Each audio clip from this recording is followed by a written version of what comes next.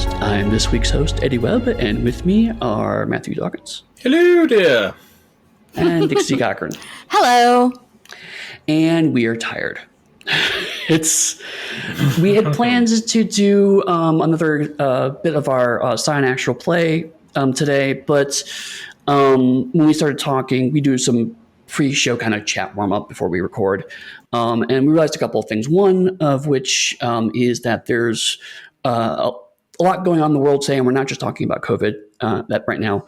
Particularly, there are a lot of protests going on, particularly involving Black Lives Matter. We are not going to talk a lot about that today, and the main reason is because we are three white people, and we are not the best people to be talking about Black concerns. We would much rather give context and support to our friends in the community. So in the show notes, we will have a lot of links to help people involve various charities and also informational links of ways they can do to help out. And that's pretty much where we're going to stand on that. But the one thing I will say, and I know everyone agrees with me in Onyx Path, is that we do believe Black Lives Matter. That's not a debate. That's not a discussion. Mm-hmm. Yep. The other thing is that we are gearing up for our first ever online virtual convention. And it's our first convention as Onyx Path. It's the first convention Onyx Path has put on. It is our first online convention we put on. We're working with Deanna Gaming, and thank the heavens for them, because I don't know if we could have done this on our own. Right. It's a whole lot. I mean, I talked about Virtual HorrorCon after I attended that, and we talked about it a little bit on here, and like that's kind of the reason that we partnered with them. But seeing all the work they did to put on Virtual HorrorCon with like a week and a half, 2 week window, however long it took, pretty much as soon as state started shutting down in mid-March, they were like, okay, I guess we're doing this. Yeah. And then by the like, was it the first week of April? Yeah, it was fast. Yeah, because it was like right after my birthday, but like by that time they had it going, and they had almost 24/7 streaming and for 3 days, and it was really cool. We're not going to go quite as late as theirs did. No. Like, I don't think anybody's going to have me playing Vampire the Masquerade at 3 a.m. But we are definitely going to have a lot of cool panels and a lot of cool games, and we can talk about them a little bit here. I do want to say this is a total tangent, and I didn't discuss it with y'all before. Last week's episode, I had a few people reach out and tell me that I was super weird sounding, like my mic was all weird, and it was. It was awful. I tried to fix it. I think I fixed it. I did a lot of tests in Audacity. I think I was too far away from my microphone, so it was picking up room noises. And also, I have moved to a new place, and I've moved my mic a couple of times, and I think I was bouncing off the window, bouncing off my computer monitor. I don't know.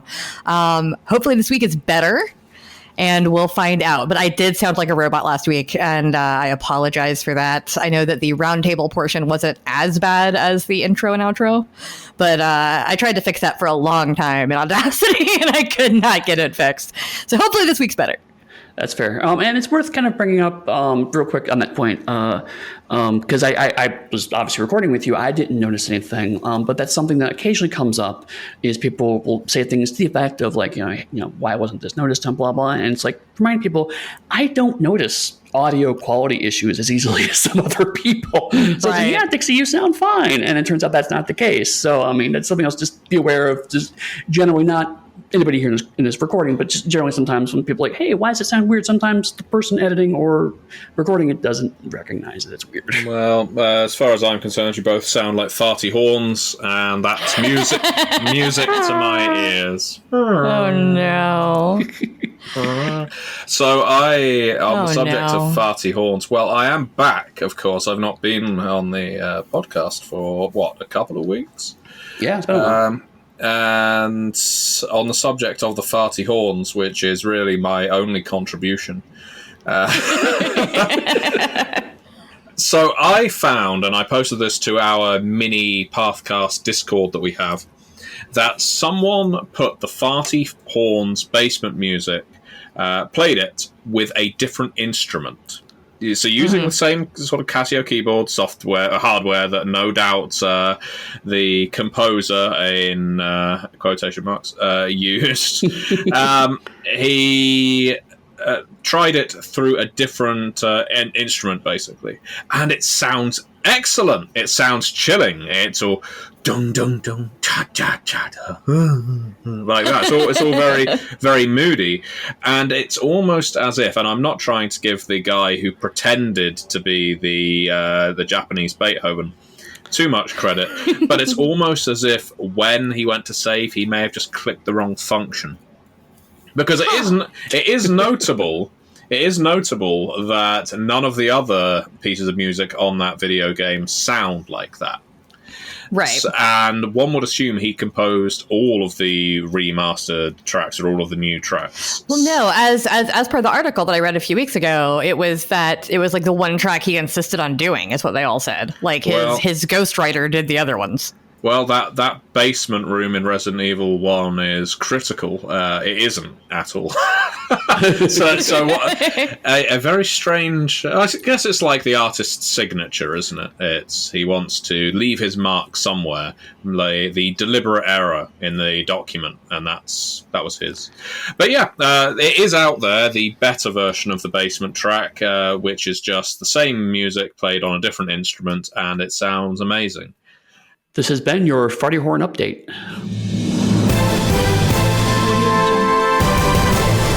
I was going to say, we might as well start calling this the Farty Horncast. Like that's what's happening every week. Yep. Many horns, one fart. Yeah. I actually, it was a mark of pride that I did the exit music for one of our episodes as the Farty Horn music. Now, I don't expect the two of you to listen to all of the shows again, so you may not have noticed that. But I just play around with the music like that because I sometimes get a bit tired of the dun. No, totally. So instead, yeah, we've got Farty Horns on one episode, and I'll do it again. See if you can't stop me. No, there's been a couple times where I put in the breaking news sting or a couple other sound effects. 'Cause, yeah, sometimes it's we've done 100 plus of these. It's you start getting into a rhythm and it's just okay, I've been doing this for 2 hours and I just want to do something different. I still on my computer have that morning show theme song that I made up for the Pathcast last year. Oh wow!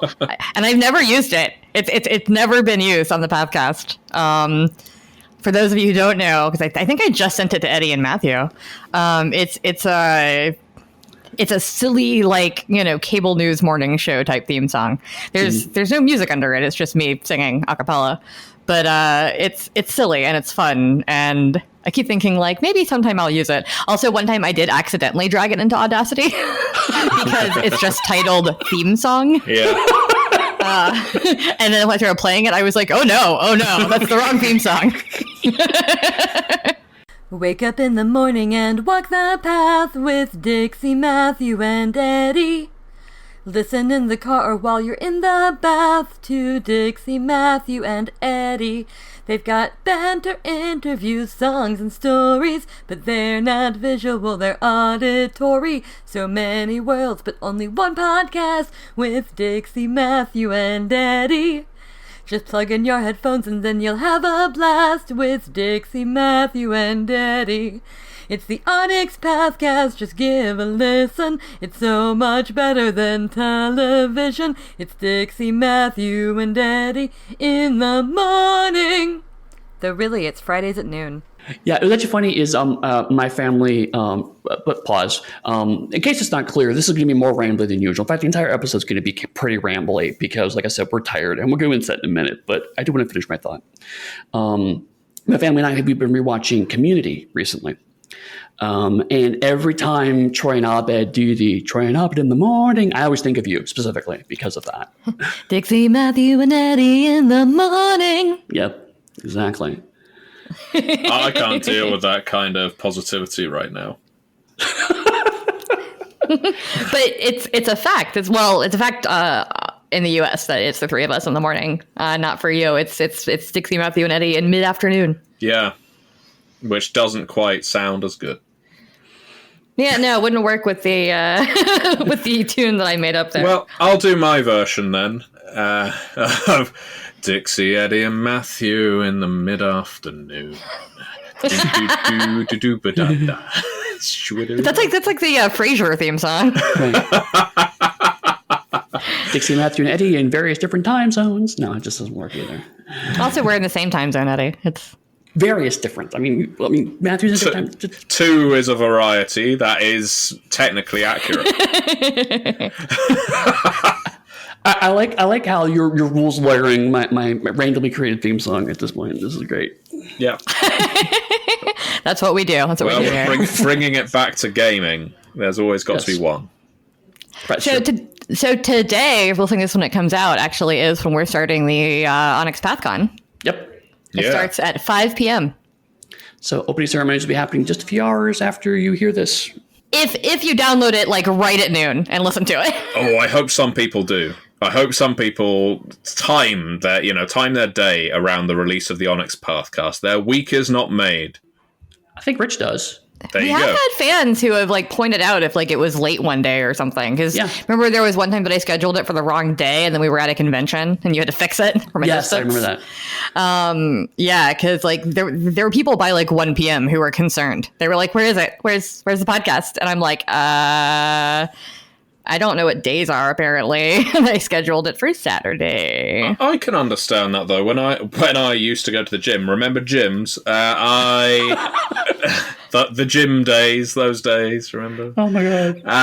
I'll listen to a podcast that was released the night before, and if it's not on there, I will grumble feel like grumbling and think, well, shit, I've got to go onto my rewind on Spotify, whatever that happens to be,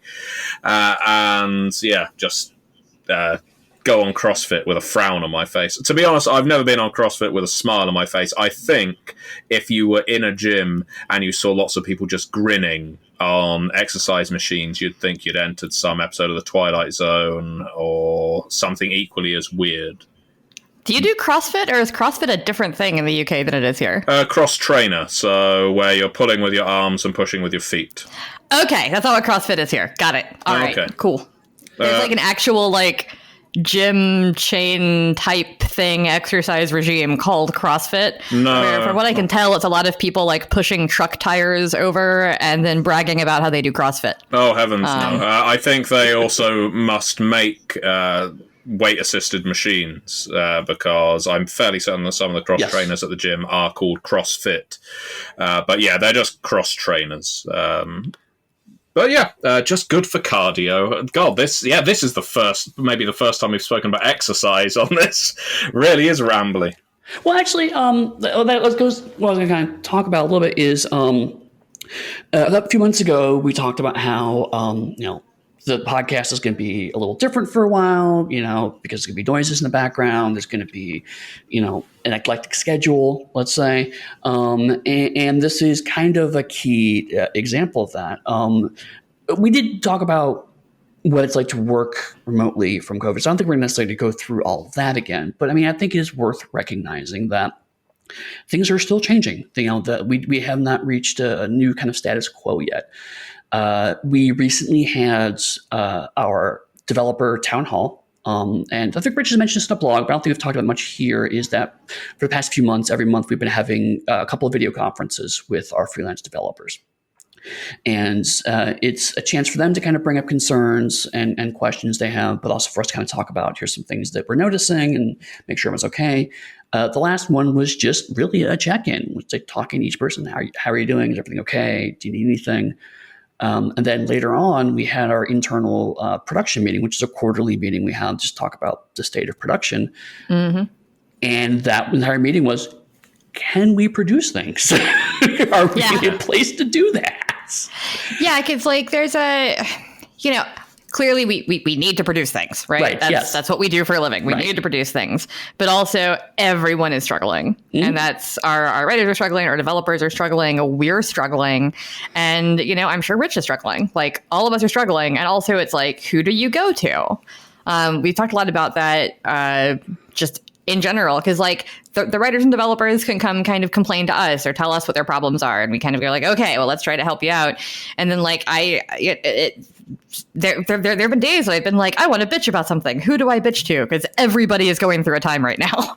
Right. And like, then you feel guilty for, bitching to somebody when everyone is stressed. Yeah, this situation sure showed those self-assured assholes who thought they'd learn a language, didn't it? I've seen quite a few memes to that effect, and like there are a few people out there who this is like they're doing okay. Yeah. And I don't know how they're doing it, Bastards. but I'm pretty open about my mental health struggles on here and elsewhere, and I'm like, I don't know how to make myself do work sometimes because all I do is like I am a terrible doom scroller, and I'm hoping that that's something that I can break myself of. Mm-hmm. But it is like I feel like if I'm not on like Twitter or news channel, like news sites all day long, I'm going to miss something important happening because that's kind of how everything's going on right now in the US. You know, like every day something new and terrible happens. And I'm like, I'm going to miss it. I'm going to miss it. And then I won't know. And it's weird because I keep trying to think back to like even, 3-4 years ago when I wasn't constantly tuned into the news. Mm-hmm. And I didn't know what certain people were doing every single day. And now it's like, I feel like I have to know. And it's probably not healthy. And so I'm trying to tone it down. But then I get anxiety from not looking. So it's like, yeah, what do I do? Right, exactly. And so I know one thing that's been helping me somewhat, my mental health has been exercise. Bringing back to the original point, I have not been able to go to the gym. Well, I mean, the gyms have opened here in Georgia, but I don't feel comfortable going to gyms, put it that way. Yeah. Because the people here are not taking this seriously. But I have been walking every morning and walking for, now I'm up to like 45 minutes a day. I'm walking. And it really does help to just get outside in the air a bit. And it's something that I know I've been struggling with a lot of this is that even when you work from home, even when you work remotely, there are some people who absolutely can just be holed up for months and be perfectly content. A lot of people think they're that way, but that's really not true. They find that you need to go out. And there are people like Dixie who are explicitly extroverted and really do desire to have social contact. And while online can solve a lot of those problems, it's not quite the same thing. So it's, getting used to a new pattern takes time, and there are lots of reasons to be stressed out right now. So it can really impact it. And there are just some days where you're just like, I just can't do what I plan to do today. So podcast is a perfect example of that. We've been trying really hard as colleagues and as friends to give each other permission to say, you know what, I just can't right now.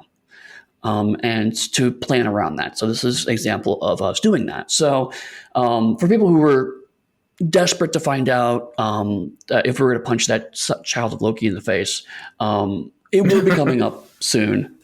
Feed him to a giant. Signs point to yes. But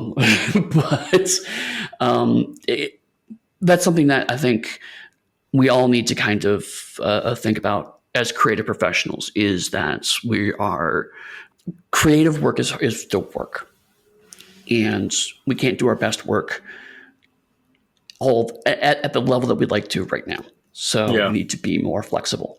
I likewise, just to go back to the entire going outside being something that's it's always been good for you. Of course, people always used to say it was almost the first recourse. Someone trying to give advice to someone with depression would say, "Have you tried going for a walk?" Well, thanks. But some people do need the push, and that's all they need. Other people need something a bit more. But either way, it's something I value a great deal, the ability to go out. And the listeners may not be aware of this, but right now I'm spending my time around just over half of every day performing childcare for my son, which I don't begrudge at all, but isn't my usual state of things. And then for the remainder of the day, usually late afternoon into evening, I'm trying to do work. And obviously that means I'm working in a very real sense from early morning to late evening pretty much every single day. and it's quite draining. And I would love to be able to go outside for a walk every day. I feel it would help. But I would love to be able to take my son out for a walk every single morning, but sometimes he just doesn't want to go out. So he's feeling it in his own way. He's stressed, even though he doesn't understand that.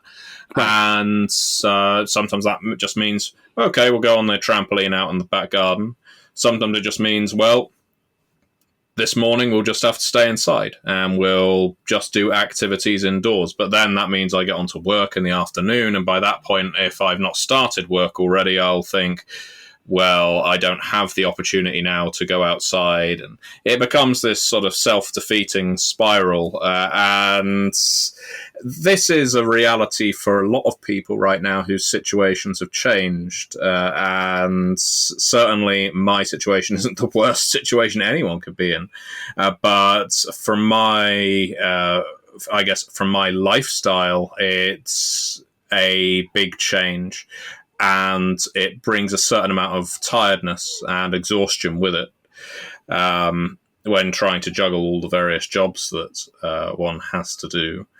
Mm-hmm. So, yeah, here's hoping that we will see some light at the end of the tunnel and that light isn't a train coming towards us. I'm also, Dixie, it's interesting you mentioned Twitter. I have found the exact same thing. I found that exact same thing where I have felt the need, more so than I ever have before, to be attached to Twitter to see what's going on, because I don't want to feel like I've missed something. I don't want to fall out of the loop and be ignorant to something that's going on.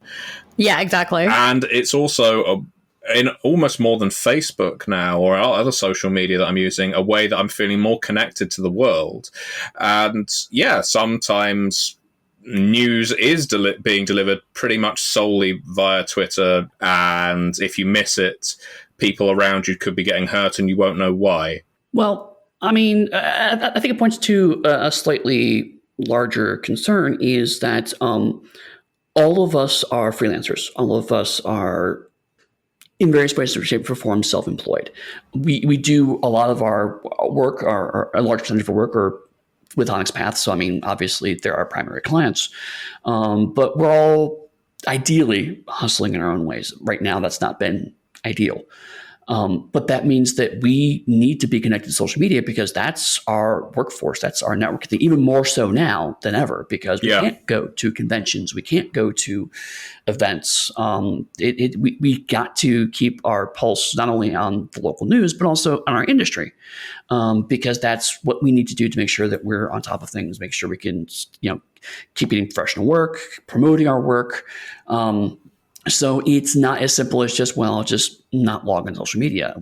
That is, to a certain extent, necessary for our job. Yeah, I would love to be able to unplug for a couple days, but I can't. I just can't do that. And I don't know. For me, it's kind of weird. The things that are making me feel a little better, a little more in control, are the things like doing the dishes or cooking dinner, whatever. Things that where I'm being productive and there's a physical, tangible result at the end. Yep. And if there is not a physical, tangible result at the end, I'm having trouble caring about things right now, which is why it's been, I think, hard for me to work. Is because, yes, in making books, there is eventually a physical, tangible result, but I need something right now that validates that I'm doing anything. Right. And that's been really hard to find. I can, donate money to causes, and I can work on books, and I can tweet things and whatever the things you can do from home. Or, I did go down to DC this past weekend, and then you have the extra anxiety of the virus that's still out there. Right. And it's just, there's so much. And the only time that I do feel like I can turn myself off a little bit is when I'm doing something that has a result. And so all the things that I used to do to relax aren't really working anymore. Watching TV doesn't make me feel relaxed because I feel like I'm doing nothing. Yeah. I did try to get back into crochet a little bit because that's something that I used to do a whole lot, and I kind of haven't done much in the past couple of years. And I got a few rows done, and it just didn't feel like anything. And maybe I can get motivated to do some more of it and actually make it look more like a scarf or whatever, and then I'll feel a little better. But it's hard to articulate, but I think that's why so many people are baking bread and making jam and going out of their way to make interesting food and stuff right now, is because I feel like I've accomplished something when I've made a dinner. I think you are completely correct. And if entirely up to you if you want a suggestion from me. Go for it. Okay. I like suggestions, and the audience could also benefit. Who knows? Okay. So in terms of watching television, a way to make it feel more of an accomplishment is if you can find anyone that you know who can watch a TV show along with you, maybe not at the exact same time, but within the same period of days. And then every single week, or however regularly you watch, you spend 30 minutes to an hour with that person discussing the episode. Analyze it, make it like a film club or a book club, but surrounding TV. And that means ideally go for something moderately well written, of course, rather than Tiger King. But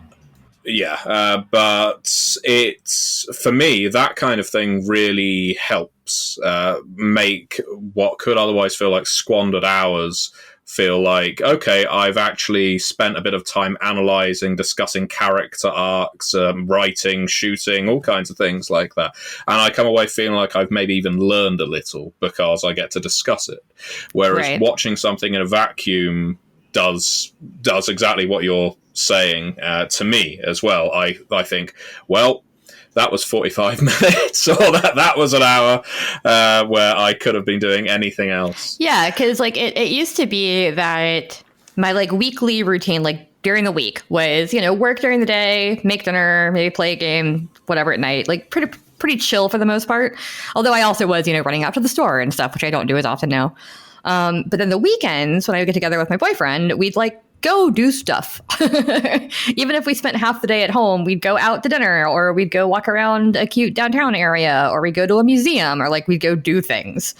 And now every day for the past few months has just been an endless blur of I look at this flat screen, and then I go look at a different flat screen, and then sometimes I come back to this flat screen to play a game on it, and then I look at a very small flat screen that I hold in my hand, and I feel like my life is just a series of 4 screens that I rotate right now. And it's very strange. Yeah, no, I have been struggling with that to a degree as well. And I've been trying to do things like going through and reading my physical books. My physical books are still in Delaware. Yeah, I know. So, I mean, I've also, taken an opportunity to order some books from local Black-owned bookstores, a chance to kind of do something nice, but also get me more books to read. So many things like that. But again, that feeling of accomplishment is I finished a book. Hooray! Yeah. Yep, I felt like that when I completed Breath of the Wild. And admittedly, that's a big game.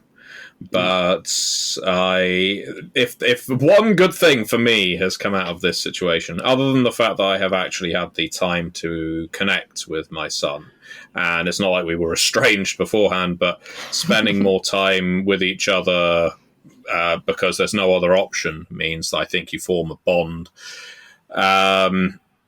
We have definitely been through a lot more video games than I would otherwise normally play. Right.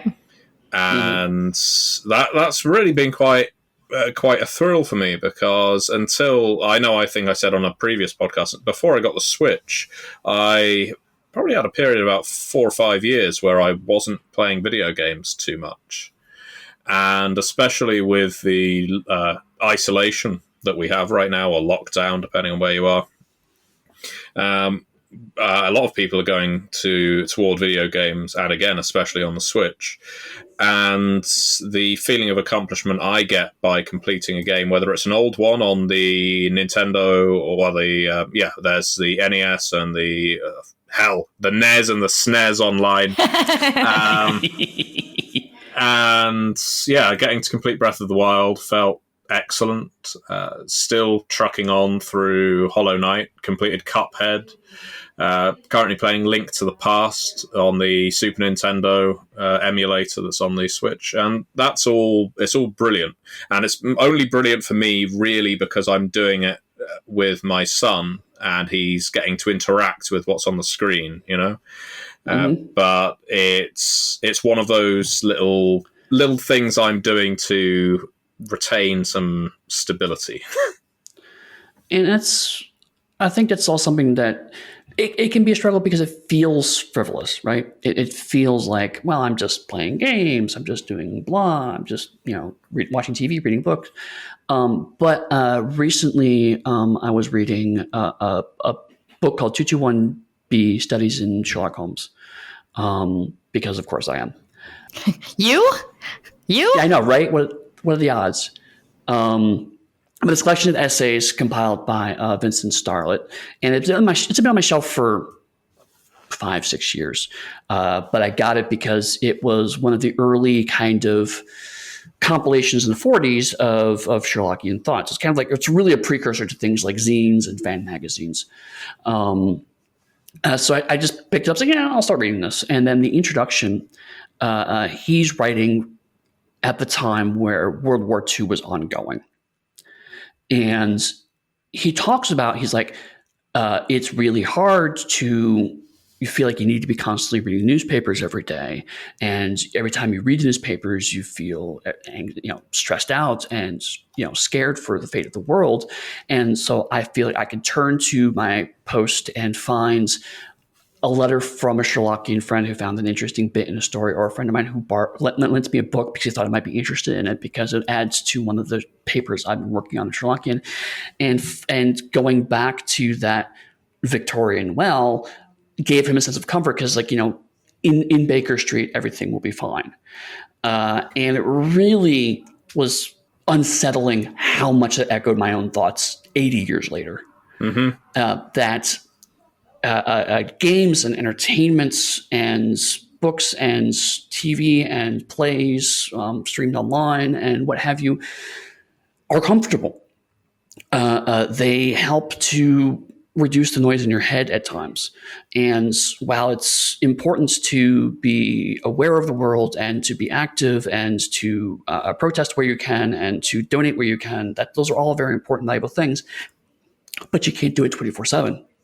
You need to find space to enjoy life as well, because you need to keep yourself going. And that's something that whenever I struggle at times working on Onyx Path projects, I remind myself that there are people who right now are playing our games and that's their release. That's what helps them get through so that they're ready for the next struggle. They're ready for the next thing they need to be working on. And so, okay, I'm helping them in that way. I'm helping them to give them more of a lightness, or even for horror games. It's like, okay, this is horror, but this horror I have a handle on. It's horror I have control over. There's a way that I can either defeat the evil, or at least it's evil that's in my hands. It's not just random chaos, or at least it doesn't feel like random chaos. These are all ways that help people to kind of come to terms with what's going on in the world. And so I feel like there's a lot of satisfaction that comes from that. But again, it doesn't change the fact that this is work. And sometimes you go to work and you just can't do it. You're not on as much as you would like. So it's a tricky balance. But I mean, I still feel like there is a certain cachet and respect that should come with artists and entertainers, particularly in times like these, that society frankly doesn't often have, but we bring a valuable service to people right around this time. That got real serious, and that's okay after your Switch conversation, but no, well, it's actually a nice segue to go back to the Onyx Path virtual gaming convention, because true, it is, I think, going to fulfill that function for a lot of people. At time of recording, as an example, I think we had 4 pre-arranged games left with spaces. Only 4 of everything that's on the schedule. We sold out of everything much faster than we anticipated, selling out being... well, a dubious term, given that it's mostly free. I mean, there didn't are sell charities. Out, we bought in. Yeah, exactly.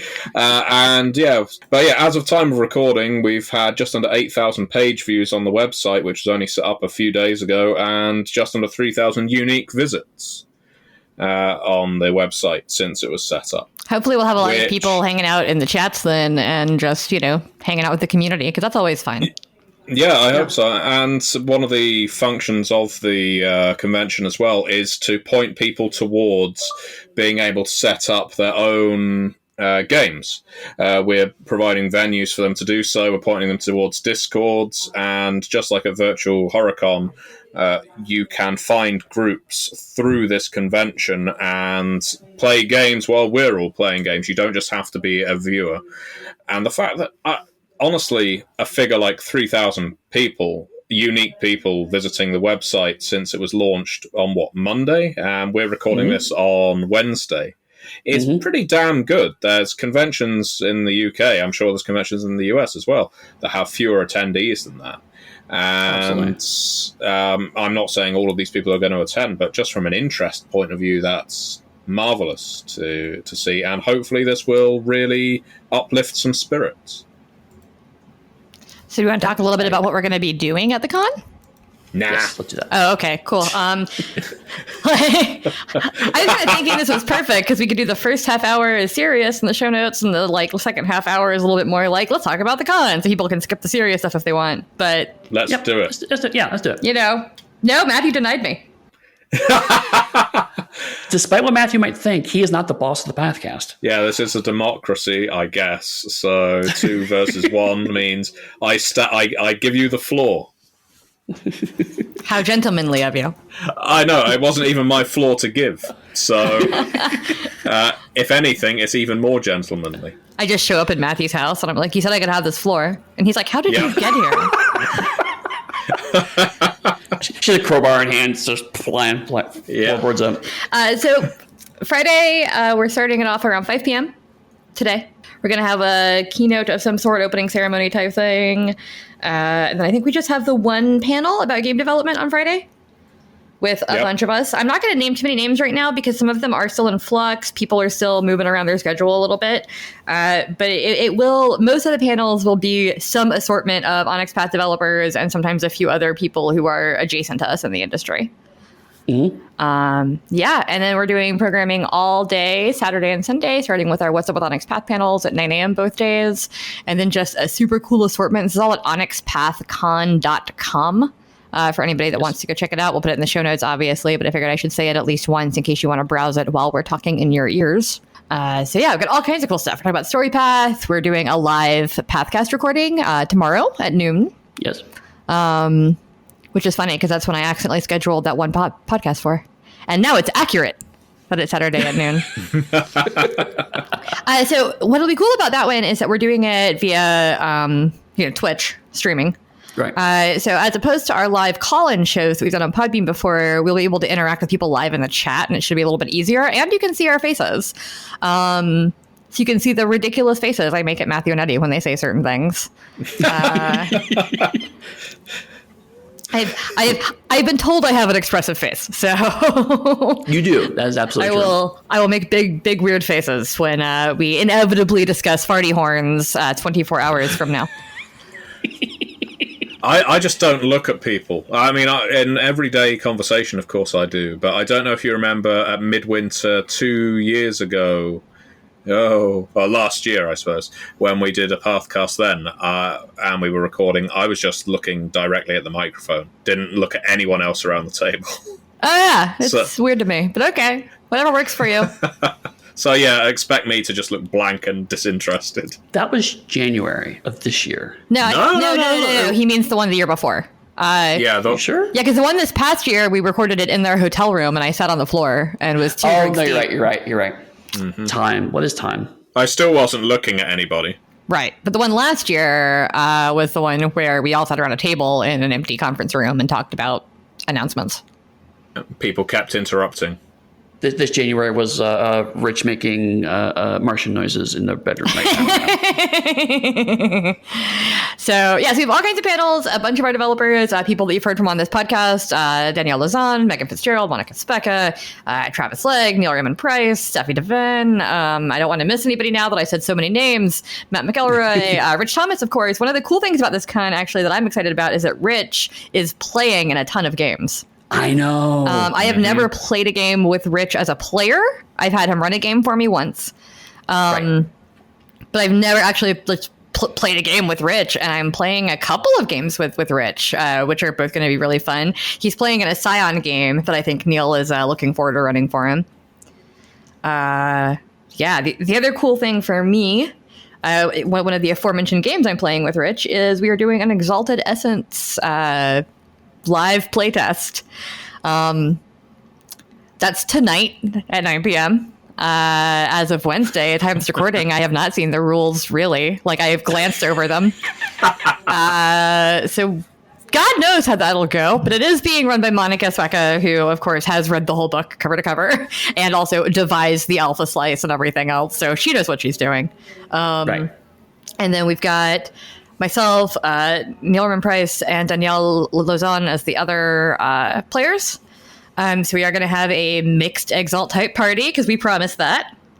And we'll see how it goes because we haven't really done any playtesting yet because it's not quite out of red lines. But we figured if we kept it to a mostly in-house team and folks could just kind of watch, it might even be a cool way for us to get feedback. If anybody in the audience is like, hey, this could be easier, explain this way. Who knows? So that will be a fun one. It'll be the first time anybody outside of the core team and one document I showed to Eddy has seen any of it. So, yeah. It's true. It's true. I'm going to be mostly on panels. I am playing in one Monarchies and Mao game. Who are you going to play? Who are you going to play? I don't know yet. You should play my sweet baby Sabian. I would like to play Sabian, but also there are probably lots of people want to play Sabian because Sabian is amazing. I had to give up Sabian to somebody at the last game I played with you because somebody really wanted to play them, and I was like, fine, I'll play Jack. It's like, but Sabian is so cool. It's like, you're correct. You're objectively correct. Wasn't it? Sabian is amazing. When I was editing that book that I started making comments that were like, my sweet baby Sabian, and now I just call him that. Yes. But also, we have our What's Up panels. I know that at least on my panel, I'm going to be announcing something new at that panel. So if you go to the Sunday panel, if you want to know something upcoming about the realms of Pugmire, I will be talking about that there. Ooh. I don't think I have any cool announcements. Like, we as a company have cool announcements, but there aren't really too many cool announcements falling under my buckets. No, but I mean, I am part of some of the cool announcements. Well, yeah, to be fair, you don't have any announcements per se, but I mean, again, the Exalted Essence thing, I mean, we've never really done an open, let's play the game as it's being made thing. I don't think we've ever done that. Yeah, it'll be interesting. So that's really exciting, honestly. Yeah, Monica's putting together characters, and then I'm going to compile the charm lists for everybody so that we all have our charms on like a one sheet. But what's cool about charms in this version is they're like 2 sentences each. And they're really easy. which is just about perfect length, in my opinion. Yeah. So we're looking forward to that. But I am excited for your announcement, Eddy. I'm so excited for your announcement. Yes. I'm so excited. So you know the announcement. I do know the announcement, and I'm very excited about it. That is one perk, I guess, to being on the in-house team, is I am fairly aware of all the announcements that we have coming up for anything. But it's cool when you can really talk about those things, And I am also running a bunch of stuff in terms of there's lots of panels. We've got a GMing panel about running your best RPG that includes myself, Latia Jacques, Eloy Lasanta, and Justin Achille. So that one will be fun. I love Eloy. I was about to say I love Eloy. He's a lovely guy, isn't he? We've also got Onyx Path Wants You, which is all about community content run by the people that know, including Matt McElroy, as he has a vested interest from a drive-through RPG standpoint, as well as an Onyx Path standpoint, in things like Storyteller's Vault, Sluresian Vault, Canis Minor, and Storypath Nexus. This is going to be a very useful panel if you're looking to get into writing RPGs and knowing the kinds of things that we want to look for in terms of community content. There's also a panel on the Sunday about creating your best character. These can be PCs, NPCs, may need to change the name of that panel. Where that one's going to be a lot of fun. I think we're going to be sort of improvising, throwing some rather silly ideas at each other and seeing what kind of characters we can create. And there's also a White Wolf Reminiscence panel, which to the nostalgic fans out there, this may be fun. There's Rich Thomas, who all of you know, of course, Justin Achille, former Vampire developer, and general. Yeah, I don't know. He's just some guy, you know. Justin is, of course, former Vampire developer and rogue about town. Ethan Skemp is the former Werewolf the Apocalypse developer. Richard Dansky. In fact, I think we've got several people who aren't even confirmed for that yet, so that one may expand greatly. So keep your eyes open for that one. And I happen to be running games of V5 and they came from Beyond the Grave for a couple of people, including you, Dixie. I'm so excited about those. I've never played in a game with you. I've never played in a game that you've run. Well, other than Scion. We've been doing this at Scion Play, but like sitting in a group, seeing each other playing a game, it just feels different, if that makes sense. Yeah, no, it is. Also, you were kind of known for like Vampire, and they came from Beyond the Grave, Beneath the Sea. So like, I'm excited to have you do the games that you work on the most. Yeah, no pressure. I feel like it should be a lot less pressure. You're pretty familiar with running V5, like. And you've probably run the game from Beneath the Sea and, you know, Beyond the Grave, same system, more than anybody. I would guess so, yeah. Although, I still don't know what a rouse check and what hunger is in V5. I just make it up as I go. No, not really, listeners, before people start posting on Discords and Twitter. He doesn't even know. Matt Dawkins doesn't even know how to run a game. Yeah, I'll get people to start spending things from their blood pool. But we've got some out of Onyx Pathers. Yeah. Involved in those games as well. We've got Outstar Walker, the Paradox community manager for various White Wolf products, and Martina, yes. We have the two hosts of 25 Years of Vampire the Masquerade, Nate and Bob. This is across the V5 game, and they came from Beyond the Grave. We have B. Dave Walters, well known for LA by Night, run by Jason, of course, Jason Carl. He's playing in Beyond the Grave. And yeah, I think it's just going to be a lot of very silly fun. And Rich is playing in They Came From Beyond the Grave as well. He already has his eccentric professor in mind. So that will be amusing. I do have a question about the Beyond the Grave game. Yes. What's that? Will Dixie be allowed to play La Sombra? La Sombra in Beyond the Grave. In Beyond the Grave? Yes. I already wasn't allowed to play La Sombra in the V5 game because someone sent me a bunch of pre-gens that didn't have a goddamn La Sombra in them. So I was like, I guess I don't get to play my favorite clan again. Right, see, so now is there another opportunity available for you to potentially play La Sombra? I'm getting shoehorned into playing Toreadors in like everything I do right now because I'm just like, I don't like some of these characters. Well, by all means, change your character's clan. Honestly, it matters very little. I don't think she'll make much sense as a social media maven if she can't use a touchscreen. Well, maybe not.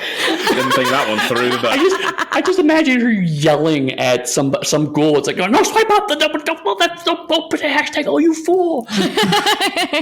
You can.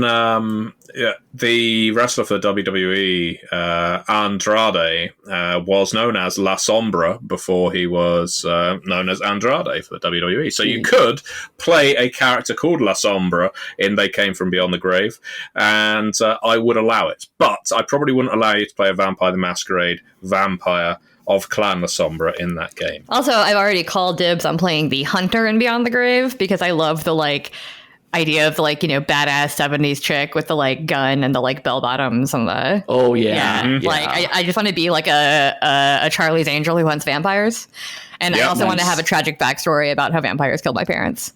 Of course, because that's fun. It's fun to be the brooding, ridiculous hunter who goes on hilarious monologues about how she won't rest until every vampire is wiped from the face of the planet. I love it. I'm going to be so earnest the entire time.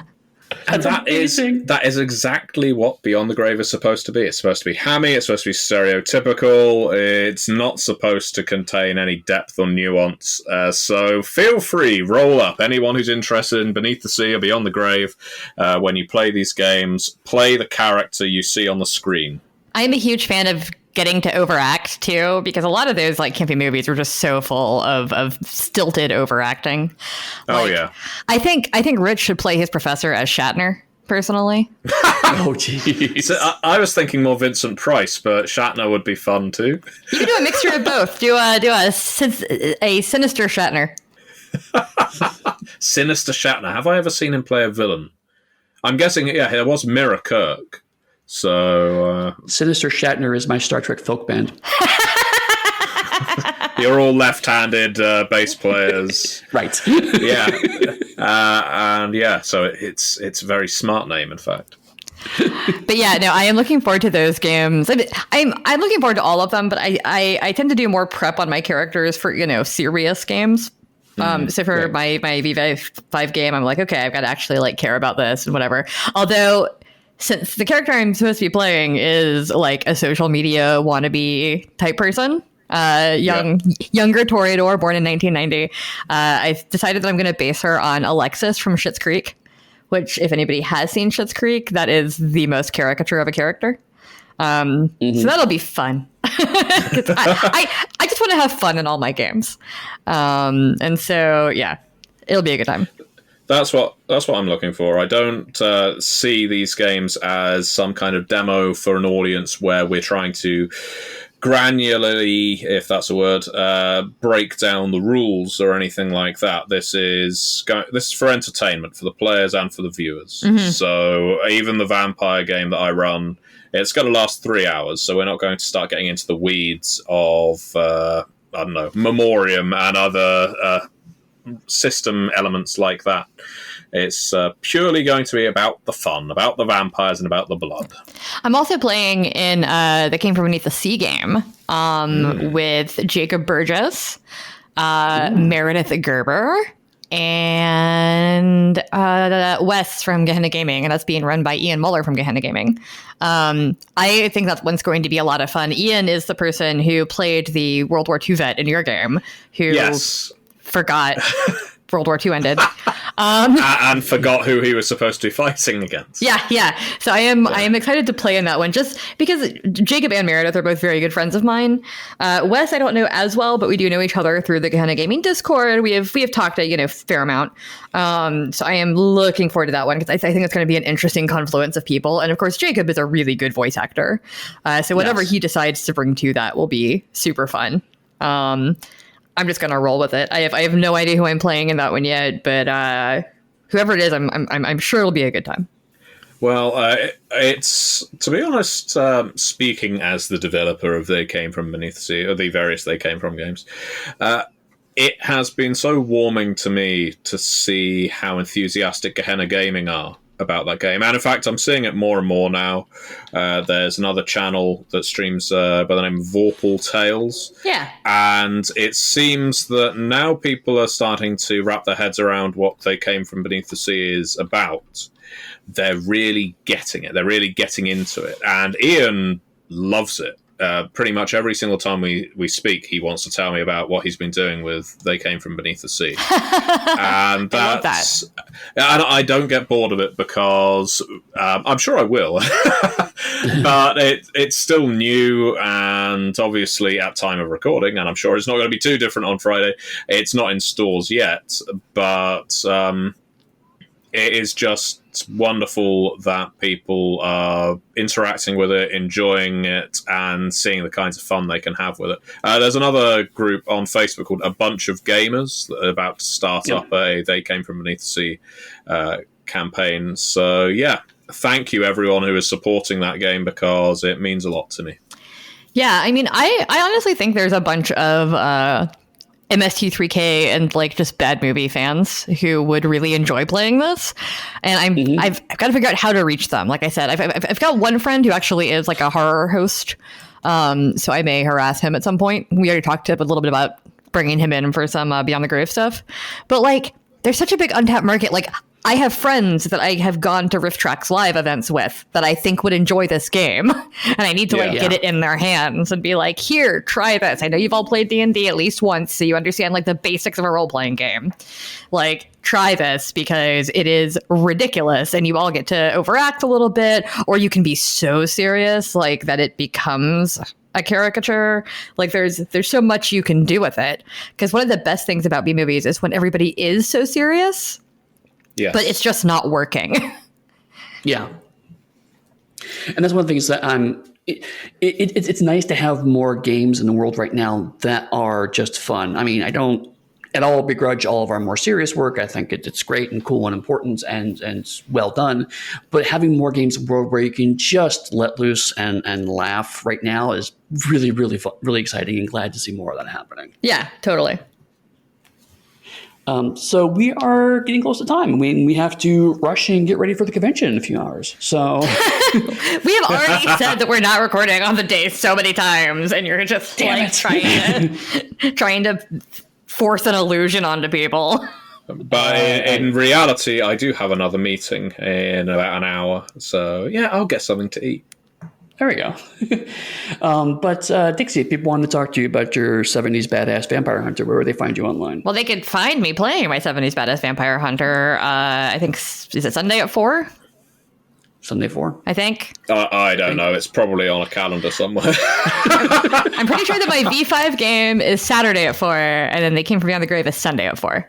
It could be Sunday at like 1. I don't know. OnyxPathCon.com. You can find me at 60 Cyanide almost anywhere. And once again, you can see me on Twitch pretty much all weekend in various places. When I'm not on video, there's a very high chance I'll be in the chat, hanging out, moderating, answering questions, etc. So this is a good weekend to come say hi. Absolutely. Matthew? I think for now, just to go on onyxpathcon.com. Even if the convention has concluded, it will be worth checking back there to see what we did, if by the time you listen to this, I should say. Because, yeah, it's this is going to be a lot of fun, and that's where I want you to find all of us. Yeah, and same for me. OnyxPathCon.com. That is hard to say. OnyxPathCon.com. Who thought of that? I don't find it hard to say. I find it hard to say. We didn't go with Comics Path, so it's OnyxPathCon.com. But yeah, no, we're going to be there. Like Dixie and Matthew both said, we're going to be hanging out in chats. We're going to be playing games. We're going to be talking about games. I'm thinking it's going to be a lot of fun. It's going to be busy, obviously, but I mean, it'll be nice to just get a chance to hang out with y'all and spend time and talk about the cool things we're coming up with and answer your questions. So normally we give you our Twitter accounts, but in this case, try to swing by. Even if you just pop into the chat for a little bit, even if you just watch the videos, I think it'll just be definitely worth the time. So hopefully we'll see you there. And as always, many worlds, one Pathcast.